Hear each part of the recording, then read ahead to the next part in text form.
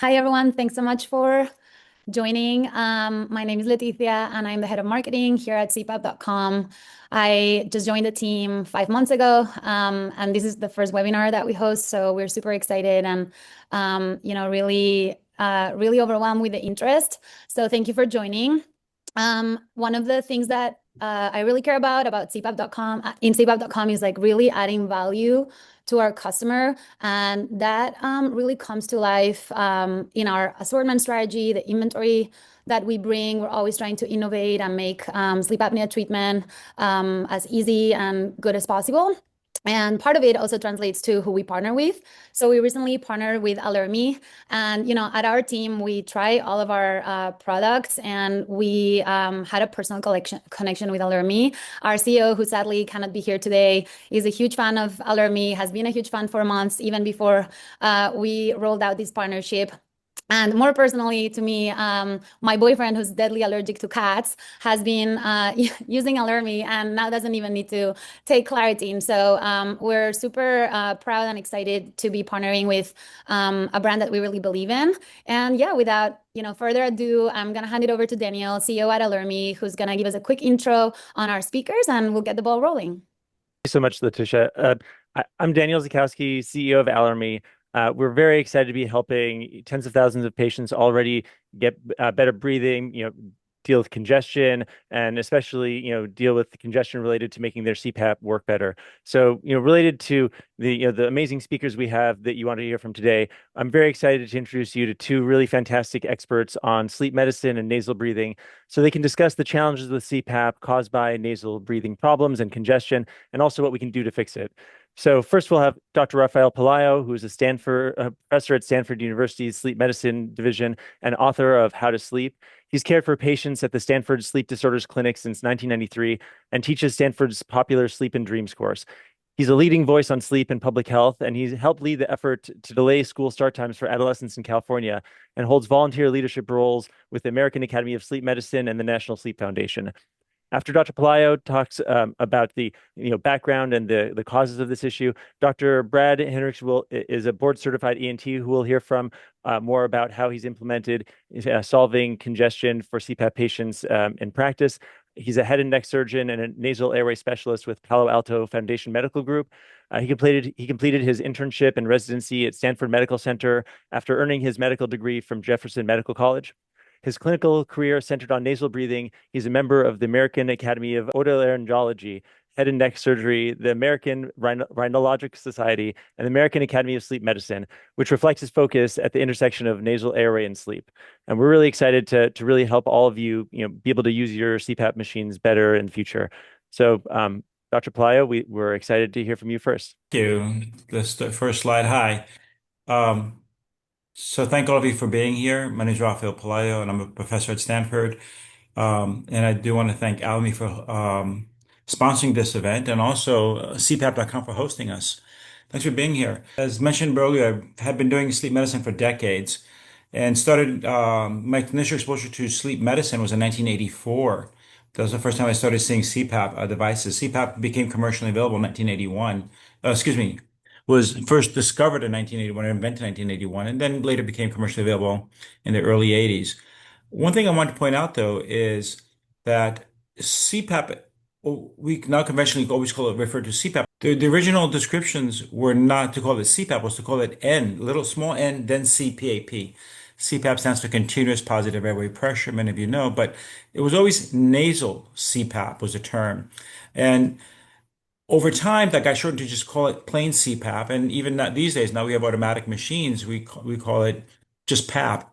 And in my mind, the C now stands for computerized positive airway pressure, because now what we're using is automated devices that change the pressure breath by breath.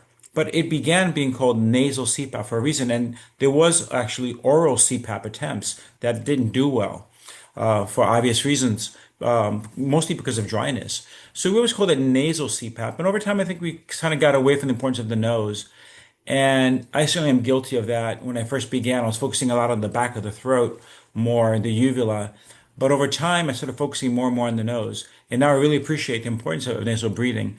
The slide right here, when you look at this photograph, the gentleman sleeping on his side there, That's the latest ResMed mask. That's the F30i Comfort Air Touch that just came out. But this is the best of the CPAP mask you probably can get right now, the most latest version of it right now. But notice it's a full face mask. And whenever I see somebody in a full face mask, I'm already start to think something failed. My preference when I start somebody in CPAP is get the smallest mask I can get. The bigger the mask, the more likely you'll knock it off your face when you're sleeping. So whenever somebody starts off, when I first meet them and they've already been using a full face mask, I know something's wrong. And if when I look at my patients, if they can breathe through their nose with their mouth closed, they should be able to breathe with their mouths closed when they're sleeping also.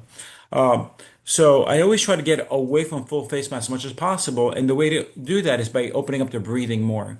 So one of the problems we have with using CPAP is that it should always work, but oftentimes it doesn't. And why doesn't it happen? The most common things you hear about is the mask is not fitted correctly, patient can't breathe through their nose, the pressure is too high, claustrophobia, dryness. These are all fixable problems. When I meet a person for the first time who's already tried CPAP in the past, people say, I tried CPAP, it didn't work. I always want to know why it didn't work. Because to me, CPAP is a lot like wearing glasses. If you tell me you can't read, and I say, well, here's these glasses, and you say, I still can't read, either you don't know how to read or the prescription for the glasses is incorrect because it should always work. The CPAP should work. So if you put on the glasses, the moment you put on your glasses, your vision is 20/20. Whether you get used to wearing glasses or not is a separate issue. Same thing with CPAP. CPAP, if you have obstructive sleep apnea, should always work. But if it's not working, there's got to be a reason it's not working. The other way I think about this also, by the way, other than glasses, when I was a teenager, I used to sell shoes. And if I sold you a pair of shoes that gave you blisters, would I blame your feet or would I blame your shoes? It's obviously the shoe's fault. So if you tried CPAP and didn't work, it's not your fault. But unfortunately, patients are often blamed for this. The model we use to deliver CPAP to patients, and many of you out there maybe have already encountered this, where you're told, well, you got to use the CPAP, and if you don't use the CPAP within 30 days or 90 days, they're going to take it away and they're going to charge you more. And there's this pressure on patients to use the CPAP, which I really think is unfair because we kind of play this game of telephone where the doctor prescribes it, somebody else delivers the equipment, and then you let us know how it's working or not. But we don't really go around and check what happened. So when somebody tells me the CPAP didn't work, I really want to drill down exactly why it didn't work because it should have worked. I can understand you not wanting to wear it. That's different. Like some people want to get, LASIK for their eyes, but it should always work if you have obstructive sleep apnea. So if it didn't work, why not? Mask fitting is probably the most common thing we have to get checked first. And you're not going to overcome a poorly fitted mask by cranking the pressure up. It just makes the problem worse. And breathing through the nose. I've had so many patients over the years who, once we get them breathing better through the nose, their ability to use CPAP improves. And nasal symptoms occur in more than half of our patients. So it's very, very important to check this out. In fact, when you use CPAP correctly, a lot of the nasal complaints will improve. When I first started in the 80s with sleep medicine and later in the 90s prescribing CPAP, what would happen was we'd put somebody on a CPAP mask that was not fitted correctly. You're taking room air and under velocity blowing it through somebody's nose. I'll show you another slide explaining this a little better in a moment. And then this leads to a series of events that can make the problem worse. If the air is too dry, then you get inflammation in your nose, you get rhinitis, swelling in the nose.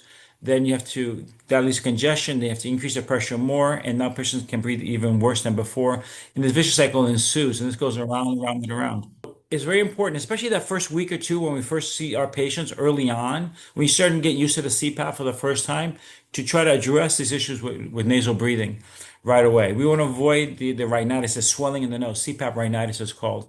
And it's often because the nose is already too swollen to begin with, and then the CPAP is making it worse. And this illustrates a little bit better. So just imagine what we're trying to do. You can breathe fine through your nose when you're awake, right? You're not snoring when you're awake. If the snoring is occurring when you're sleeping, it's because it's a dynamic situation where the throat muscles are relaxed. So when you fall asleep, the muscles relax in your throat. Your lungs are the same size. You're trying to get the same volume of air through a smaller space. When the air goes through there, it's going to vibrate the tissue around it, and that's what snoring is. All snoring indicates some degree of airflow obstruction, of turbulence. So there's no such thing as normal snoring. All snoring indicates some degree of obstruction at some level and some turbulence going on. And what will occur if you look at this diagram right there on the left side, if you have enlarged turbinates, which are these structures, like sausage-like structures inside the nose, there are six of them, and Dr. Hinrichs will explain it better, I'm sure. There's three pairs of these bones on each side of the nose, and they're sampling the air around you. They're your first line of defense. So if you are prone to allergies already, or you have even a non-allergic rhinitis, when these tissues get swollen, now it's harder to get the air through, and now you need more pressure, and now you can't get air through your mouth. Now you drop your mouth open, and now the air is leaking through your mouth and making more noise. And I have to get a full face mask, and the vicious cycle goes on and on and on. We can cut all that out if we can get the nose to be more open. So, in the other side, when the nose is clear, when you don't have the swelling of the turbinates restricting the airflow, now you need less pressure. The CPAP is more comfortable to use. So it's crucial when you are taking care of somebody with sleep apnea to address any form of nose obstruction. And it's not just about snoring, obviously. Sleep apnea kills people. Every day in this country, somebody is suffering from untreated sleep apnea, increased risk of heart attacks, strokes, sudden death, arrhythmias, car accidents, just waking up being irritable and cranky. One of the things people notice when they get better quality sleep is that they're easier to live with. Snoring by itself is one of the most common causes of divorce in the United States. It really is tough when this is happening. So nasal congestion is, we have to correct that. Nasal congestion leads to mouth breathing, will lead to mask leaking, crank up pressure. The CPAP becomes more uncomfortable, and they stop using this treatment. And again, we can reverse all of that by opening up the nose as much as possible. It's been documented. Less nasal congestion, better CPAP use. It's so important to do this. Better quality filtration, better humidification, addressing any allergies, correcting the rhinitis. That's the best way to get somebody to use their CPAP right in the beginning. So with that, I hope I'm going to be here to answer any questions. But I want to turn this over to my colleague, Dr. Brad Hinrichs, who's an expert in nasal airflow and ear, nose, and throat surgery. Dr. Hinrichs, please take it away. Thank you. I just want to take a moment to thank Allermi and CPAP.com, but also to acknowledge Dr. Pelayo. He truly is one of the icons in sleep medicine. I've known him for years, mostly indirectly sharing patients, and it's a pleasure to be on with him today to share some of our thoughts with you. Thank you. A lot of what Dr. Pelayo has said has been my experience for the last 30 years. And Stanford, for those of you who don't know, really was at the forefront of developing the whole field of sleep medicine. And Dr. Dement and some of my predecessors, Dr. Simmons and Dr. Good, who I learned from at Stanford, really collaborated to try to figure out the dynamics of sleep apnea. And in my world, the foray into sleep surgery was fraught with challenges. And it took many years for us as surgeons to accept the fact that the sleep medicine doctors had it more right than we did as surgeons. And we struggled for years trying to develop different procedures, different surgeries to try to rectify sleep apnea. And as Dr. Pelayo pointed out, it's a dynamic phenomenon. No one structure in the airway from a surgical standpoint, from an anatomic standpoint, is responsible, in my opinion, and I think it's generally considered true throughout the sleep medicine industry, that structure is only part of the issue, and probably, in my mind, structure is less important than the neuromuscular management and control of the airway in general. And the neuromuscular control, as part of sleep apnea, is best controlled by CPAP. So now the challenge we faced always is trying to allow people to use CPAP, help people use CPAP more effectively. Years ago, when I started, I would estimate that only about 20% of my patients successfully could adapt to and use CPAP over the long term. And I've seen that number climb to, in my practice, greater than 90% of patients learning to use CPAP, adapting to CPAP, and as we help them with some of the obstructive problems with CPAP that they're experiencing, get an enhanced effectiveness, lower pressures, better toleration of it, and better experience with how they feel when they wake up in the morning. When we treat nasal congestion, as Dr. Pelayo pointed out, good things happen. Good things happen with CPAP, tolerance, use, acceptance rate, increased time of sleep relates to increased improvement in daytime awareness, function, less sleepiness, less fatigue. What Dr. Pelayo pointed out, less accidents, less cardiovascular events. Probably it's been well documented that over the long term, less cognitive decline, because as you're struggling at night to breathe, there may not be horrible reduction in blood oxygenation level, but there are, in my opinion, long-term effects of, if you will, micro drops in oxygen supply, not only to the cardiovascular system, but to our brain as well. And maybe some of what we've seen over the last few decades as an increase in cognitive decline as we've aged is not just related to longevity, but maybe related to this long-term drop in overall oxygen carrying capacity, oxygen delivery to the brain. So it's one of the things I point out to my patients, that we want to protect them from the cardiovascular effects. We want to protect them from daytime fatigue and the downstream effects like auto accidents, occupational accidents that can occur. But we also want to protect them over the long term from the contributions that sleep apnea may have to their cognitive health. We as surgeons like to fix things. And we as surgeons will look at the nose and say, oh, there's a problem with the deviated septum, which is an internal structure to the nose that can be deflected, can be irregular, and can impact breathing. It separates the left nostril from the right nostril, and many of us have a deviated septum. And people will come to me and say, do I need my nose operated on to fix congestion? Well, no, my answer is not always. We can help people reap the rewards of better breathing, oftentimes without surgery. And that may not necessarily be what I came out of training thinking was going to be the fact. I thought, well, I can fix people's nasal breathing. I can help them breathe better during the day, manage their allergies better. And some of that is still true. But my training was at Stanford, well, let's go fix things structurally and start at the nose, move to the throat. And lo and behold, over the years, I found that's not always true. And probably more often than not, it's not true. And we can help people breathe better through their nose without turning to surgery. And that's rewarding because so many people don't need or don't want surgery and to take that big step. So when we relieve nasal congestion, people sleep better in general. I hear that all the time from patients who aren't on CPAP. And we can see a lower pressure need from CPAP, better tolerance from CPAP, as I said. And that's really our goal, both in Dr. Pelayo's realm as sleep medicine and my role as airway surgery, airway manager, trying to find the right fit for each person, which comes to the point that no one solution fixes the problem. Surgery, I tell people, can help manage some of the effects of their allergies, the effects that the allergists can treat with immunotherapy, with various different medications. When those medications fail, yes, we in ear, nose, and throat surgery and airway surgery can help beyond that. And mostly what we are forced to help with is the congestion component of allergic problems, the structural problems that may exist in the nose.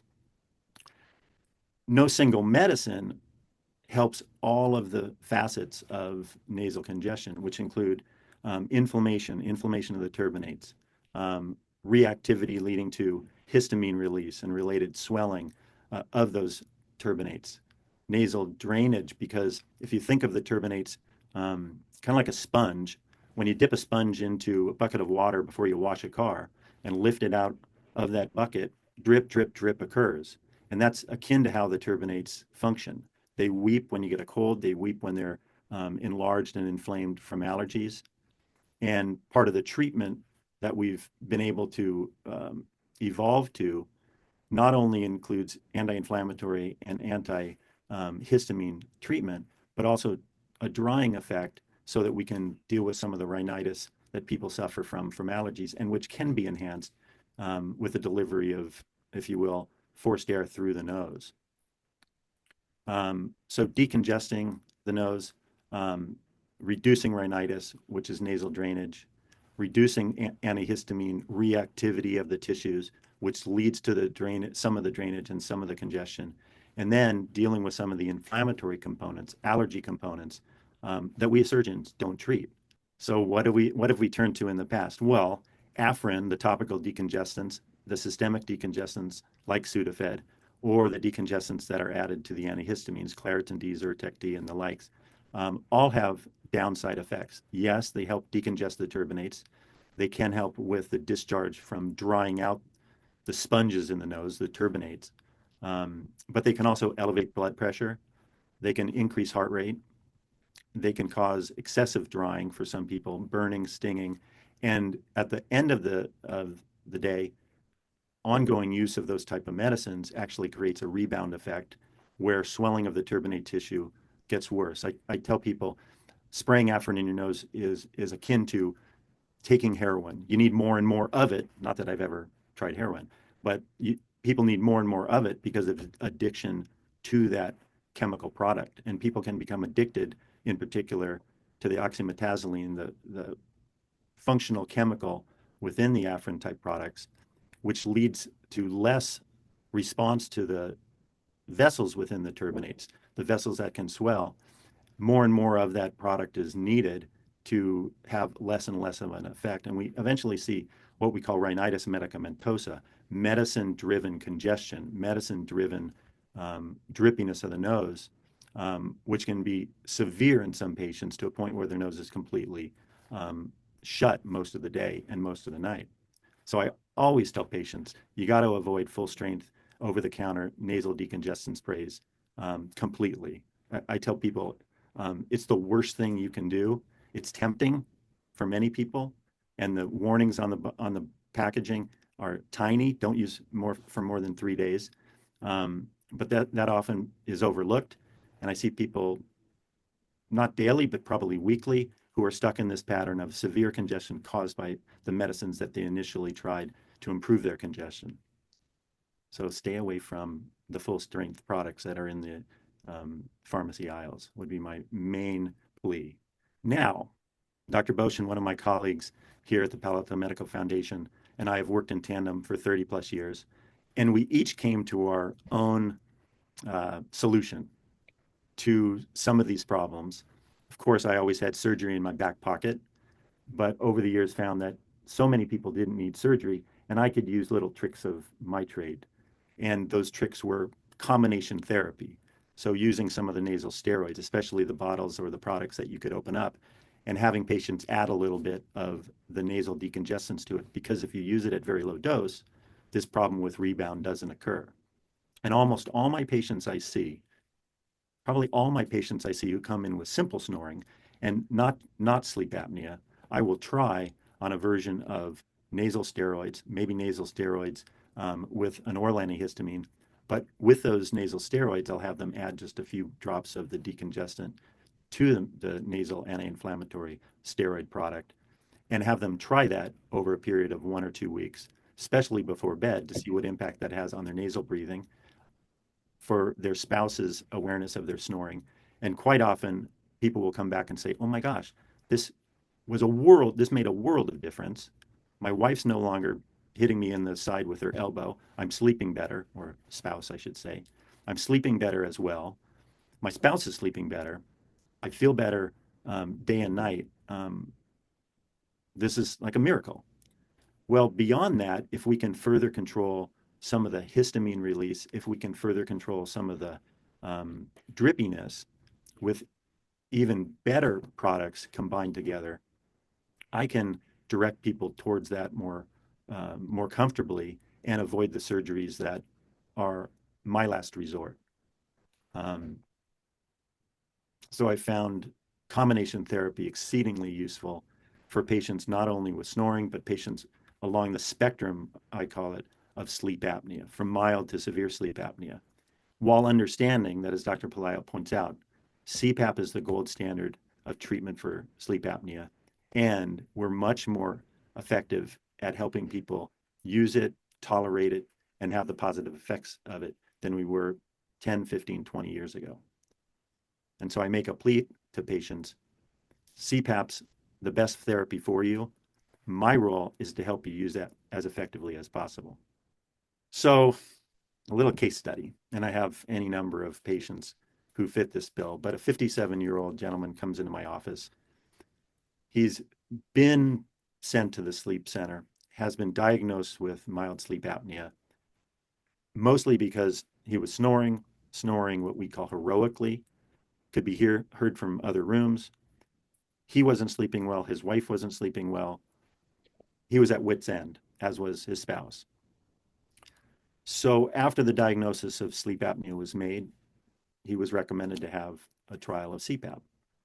And CPAP, as Dr. Pelayo points out, has been advanced to a degree where now we can use computer algorithms to adjust pressures, to span a spectrum of patient needs at the beginning of the night, at different moments during the night, to effectively treat airway restriction as it varies because of neuromuscular relaxation in the upper airway.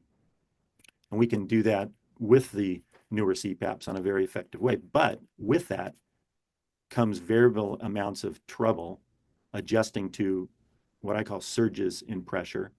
And nasal congestion, I think, contributes to some of the surges that the automated CPAPs deliver to the patient.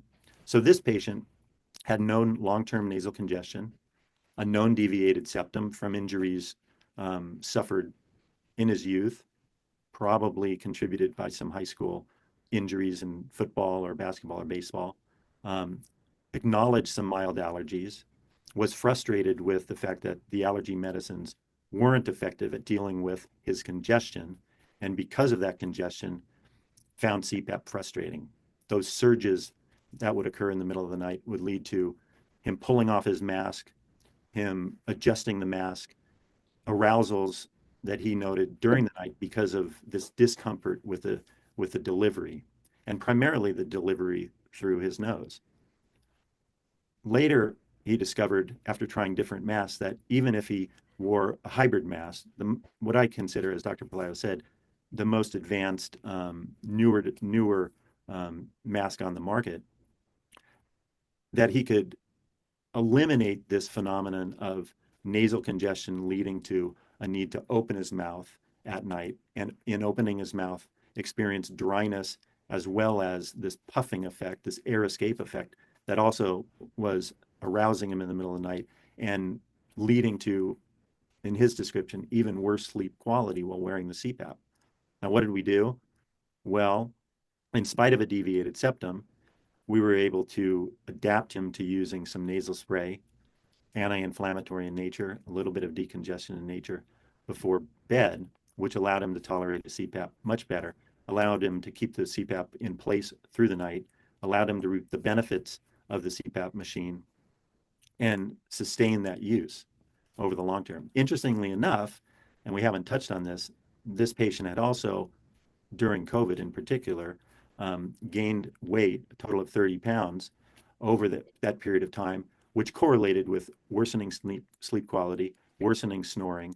And so once we were able to initiate this appropriate therapy, optimizing nasal function, optimizing CPAP use, over a period of a year, he was able to taper off that weight, get back to his baseline weight, and his snoring and sleep apnea improved. And there were nights where he would tell me, I didn't use my CPAP, but my wife didn't complain of my snoring. So I wanted to point out that while we're talking about CPAP use and sleep apnea, the other aspects of our world, our life, that can influence sleep apnea, weight in particular, is important to keep in mind. And weight gain related to sleep apnea, related to fatigue, related to poor sleep quality, is a real phenomenon. Effective CPAP use, in my experience, has allowed people to chip away at that weight gain, and as a result, feel better during the day, and probably, undeniably, improve their long-term cardiovascular health, which is one of the major killers in our world at this point in time. One of the things that has the most effect on our long-term health. So in the long run, happy patient, successfully using CPAP. To a large part, influenced by helping him breathe better through the nose. And I may point out, it didn't require me to take that patient to surgery. Sometimes it does, but I was able to prevent him or keep him out of the operating room, keep him out of the relative experience of nasal surgery, which isn't always pleasant, at least in the initial time frame. Improve his sleep apnea experience, improve his daytime lifestyle and fatigue, and he's continued to be able to use CPAP effectively. So in summary, I would say over the years, I've been able to keep any number of people out of surgery, away from surgery, with effective use of medications to optimize their nasal function and improve their CPAP tolerance and effectiveness. And Allermi combines the various different components from a medication standpoint, even beyond what I've used for many years. So I appreciate Allermi and the team and CPAP.com for allowing me to share these thoughts with you. And it has been a great pleasure to share the stage with Dr. Pelayo. And I look forward to seeing him a bit more in the future, though Thank you. our worlds don't always intersect as much as we'd like them to. Thank you. Thank you both so much. This was so insightful, and we actually have a lot of questions coming in. So we've been answering some of them on the side, but would love to just bring up a few for you to answer them live. We have a couple of questions about combining nasal mask for CPAP with either mouth tape or other solutions to prevent leakage. Would love to hear your thoughts on that and whether this is something you recommend. Sure. First of all, thank you so much, Brian. Thank you. You know, on the bigger picture, I've not met any patients who are not happy once they were breathing better through their nose. So even though we're trying to address this as a sleep issue, patients inevitably say that that they're happy when they get the nose opened up more so they can breathe better because when they're exercising, they can also feel better. So it's a benefit that goes around the clock. It's not just a nighttime benefit. As far as mouth taping and mouth leakage, you really want to get the proper fitting mask. It seems the most ideal thing.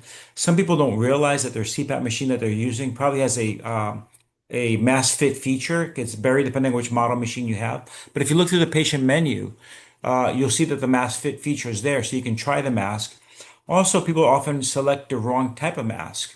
For example, the ResMed masks, some of the nasal masks, like the N20, are actually, even though they have the term nasal in the title, the N, they actually be supposed to be set to pillows. So make sure that you've actually looked at the actual manual.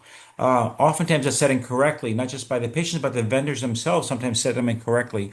So make sure you have the right mask set type for that specific mask in there. Mouth taping is the kind of thing where you'll see how you do with it. Milder sleep apnea patients will like it sometimes because it helps bring the mouth up and can prevent that mouth leak. But if you have more moderate or severe sleep apnea, you may find the mouth taping becomes uncomfortable for you because you can't get air through your mouth. Sometimes patients have to decide whether they want to use a nasal mask or a full face mask. And what I point out to them is you probably have many, many pairs of shoes in your home. Why do you think only one mask is only going to take care of everything? So if you're most of the time you get the smallest mask you can get. Smaller the mask, less likely to be knocked off your face when you're sleeping, when you're changing positions. But if you do have a cold and nasal decongestions are not working for you, you can switch for a few days to a full face mask. Once you're breathing better through your nose, then go back to your original mask. You can have more than one type of mask. In fact, whenever I write my prescriptions for CPAP, I always say patient's preference. It's okay to have more than one. So was there any specific questions more than that? But the mouth taping, you're going to go see where you're at with that.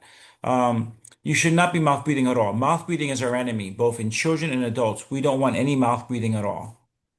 Yeah, we also had a couple of questions around having to move to a full face mask due to nasal congestion and then trying out Allermi, seeing improvements in that nasal congestion.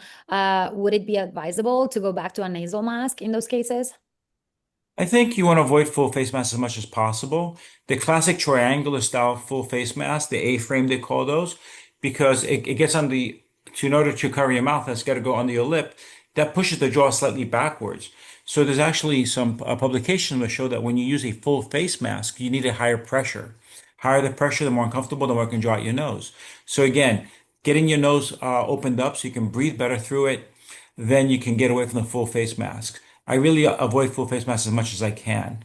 Um, I've seen all kinds of problems with them. I do prescribe them. I do have many patients who use them, but it's usually always because they have nose obstruction, and that's not been addressed. And that's like a key thing for me. So yes, again, if you're having cold or allergies, switch temporarily to a full face mask. The other thing that's overlooked is humidification. Heated humidification also is very important. Yeah, we And actually, sorry to interrupt you, but go ahead. Good. Dr. Pelayo, in terms of humidification, we have a question on whether it's necessary for CPAP effectiveness and under what circumstances is it desirable? Part of this question and query, can you speak a little bit to your experience with what I tell patients are hybrid masks, which we demonstrated in that first slide, I think, the introductory slide, where it does allow for some oral breathing, but also primarily nasal breathing, what your experience has been with that as you discuss the humidification. Sure. When I first began, when you were to buy a CPAP machine, the vendor would try to upsell you a heated humidifier because it only came with passive trays with water. But they found that if you added heated humidification, patients naturally will close their mouths. You're basically taking room air under velocity. That's going to dry out your nose and give you either nosebleeds or it's going to give you a reflex rhinitis, which increases congestion. And if you have heated humidification, it'll decrease that. Now, do you always need it? No. Some people use heated humidifications only certain times of the year. For example, you're going somewhere tropical, you're going to go to Hawaii, windows are open, you may not need it. But if you're in New York City, for example, in the winter, using radiators and that's dry air, you're going to need humidification then. So your need for humidification will fluctuate a little bit depending on the circumstances. Some people use it every single night. A lot of people will run their CPAPs dry. And in fact, if you don't need humidification, they sell side covers that you can pop in that CPAP machine so you don't need to use a water chamber. Um, so it'll depend a little bit on that. As far as hybrid masks, there are different styles of those masks, and most full face are considered some form of hybrid mask. There is right now there with ResMed, there's a new version called the X30i that has little prongs in the nose that looks like the classic P10, but has a mouth gap to it. That's a nice choice if you want to have the prongs in your nose directly and cover your mouth. There have been other versions of that over the years. Um, and the other main in the US, the main manufacturers of masks are going to be either ResMed or Fisher Paykel. You'll find some people still using Respironics masks, but they're less commonly used these days for various reasons. But yes, I think the thing about it is why do people think they only have to have only one mask? You only have more than one pair of shoes. Why can't you have more than one mask for different circumstances? So I really encourage people to get more than one kind of mask and to have it available to them and be comfortable with it and to use that mask fit feature on their machine. And if you do switch masks, remember to switch the setting in the machine to the correct mask type. Otherwise, you throw off your calculations. Um, are frustrated with one level of humidification, and I speak to them about, well, there may be different situations where you can dial back or you're more comfortable with less humidification, still using the humidifier, but the ability to vary the amount of humidification in different settings is something that I think is overlooked by many patients. That is true. When you look at the most common machines we're using these days are ResMed machines, and they'll have two types of hoses. If you look at the background frame for Daniel and for Letitia, it looks like that's a regular plain hose. What's on that slide, a so-called passive hose. But if you look in the back of your machine, there's a little slot in there that you plug that into the special hose, the heated hose, and then you'll have a feedback loop. If you look inside the hose itself, the end that's going to the mask, there's a little sensor in there. Patients don't realize there's a sensor in there. And when they go to climate or when they go to manual settings, they're pretty much turning that off. You should not be having water dripping out in the hose. What will happen is if you just have just the water vapor by itself, but the hose is not heated, the water vapor comes up, hits your nose, which is cold, and then you get water dripping, so-called rain out. That's been engineered out. So I like setting the device to start off with both the automatic temperature setting, but also the automatic hose setting. There's two separate settings. People don't realize that. There's two separate settings, one for the hose and one for the actual little heated tray. So put those both on auto to start, and then take it from there. If you need to add, you can always increase it or decrease it, or even run them dry occasionally. Watch out for fungus. Take out that water tray. Sometimes you see fungus growing in there from the water, or water damage occurs from those. I see a lot of fungus on my patients, on my machines and stuff, because they're not really taking care of that water correctly. So you have to be a little careful with that. But yes, this has to work. CPAP, if you really have obstructive sleep apnea, CPAP should work. Whether you want to use it or not is a separate question, but it has to work, right? It's a mechanical issue. Yeah. Thank you. We have time for one more question. I just want to be cognizant of everyone's time. And we have actually a couple of questions on supplementary or complementary therapies. How often do you recommend myofunctional therapy or red light therapy in addition to meds and PAP treatments? When they say red light therapy, they mean infrared therapy to clean the machine? Red What are light they therapy for nostrils. Intranasal. Red Dr. light. Hendricks, do you have any experience with infrared or red light therapy for the nose? I have experience with a number of patients asking about that. And my experience with it is that it's not effective in general. There may be a bit of a placebo effect. There are other therapies out there that I've, in tandem with Dr. Boshin, have treated patients with in an outpatient setting here in the office, applying heat internally to the turbinates. And that's minimally invasive and can enhance the effect of the medications, the allergy medications. But I haven't seen red light therapy be effective for the vast majority of my patients. Right, I have the same. That's my experience also. The second part of the other part of the question was about myofunctional therapy, and that is something that you can do. Basically, you got to learn to train the tongue to move to the roof of the mouth. It won't be a standalone treatment, but especially if you've had any kind of craniofacial surgery, the tongue for years has been out of position. You got to retrain that muscle to move up, to breathe better. So myofunctional therapy is something that you should be able to consider to complement what you're doing. And there's actually online videos you can learn to do it. As a standalone treatment for moderate or severe sleep apnea is probably not going to work, but it should be able to complement what you're doing as far as retraining the tongue, especially if you've had any kind of surgery, I think, orthodontic work. Thank you so much. I think we are at time. It's 3:20 Eastern. We've been going for almost an hour, so thank you to all the participants for the engagement, the questions, to both Dr. Hinrichs and Dr. Pelayo for all of the insights and the amazing information. We're going to be circulating a recap of the key takeaways that were discussed today and a link to the recording so that everyone who joined today can reference it. But yeah, this has been great. So really thank you everyone for your time, and hopefully this was valuable.